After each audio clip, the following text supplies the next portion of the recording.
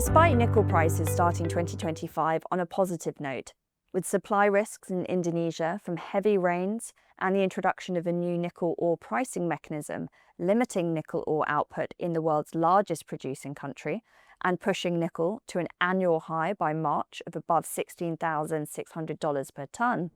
over the remainder of the year, nickel has been unable to recover price support, with LME 3-month average prices almost flat on a year-to-date basis. Here, despite nickel hovering below $15,500 per tonne over the second half of this year, putting increased pressure on both mine and smelter profitability, especially outside Indonesia.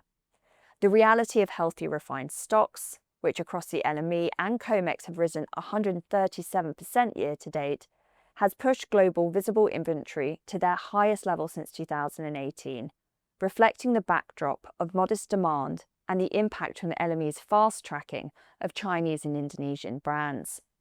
Indeed, LME warehouses have moved from mainly containing Australian producer brands in 2023 at 72% to now a majority of Russian and Chinese producers at 69%, with Australian producers only at 11%. The outlook for nickel prices remains bearish in the longer term, with more deliveries from refineries in Indonesia forecast. In addition to this, it's important to note that in 2024, Indonesia's Coordinating Ministry for Maritime Affairs clearly outlined that nickel prices are likely to be held between two key levels, $18,000 per tonne at the high end and $15,000 per tonne at the low end. The explanation for this is that when nickel prices fall below $15,000 per tonne, Indonesian smelters are forced to cut production, while nickel tracking above $18,000 per tonne negatively impacts demand from its fastest growing end-use market, electric vehicles.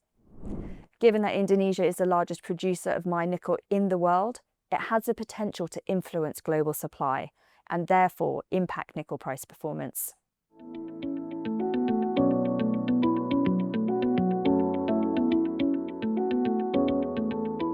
On the supply side, global primary nickel production is forecast to maintain high growth rates over the years ahead,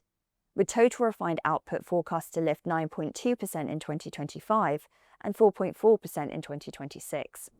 However, at current nickel prices, it is important to point out that while both sulfide ore-based producers and integrated enterprises can maintain profit margins, those producers who rely on external purchases of intermediate products to create refined nickel will continue to incur losses.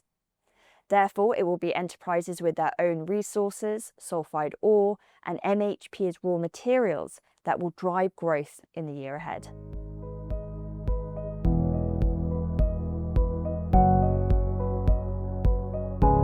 Nickel's largest end use in stainless steel is forecast to remain stable in the year ahead, with this sector of demand set to outline nickel's main consumption theme, given the continued displacement of nickel in lithium-ion batteries for cheaper, non-nickel containing LFP lithium iron phosphate batteries. Indeed, while demand growth remains in double digits for nickel in the battery sector overall, with China's cumulative power battery installation over the January to July period posting 45% growth year on year, China's market share of LFP installation stands at more than 80%. Now, please note, nickel-containing lithium-ion batteries are forecast to move from holding an 83% market share in 2020 down to just 28% by 2030. Overall, over the next 2 years, we see plentiful supply and modest demand, resulting in the nickel market posting a 5th and 6th consecutive year of surpluses.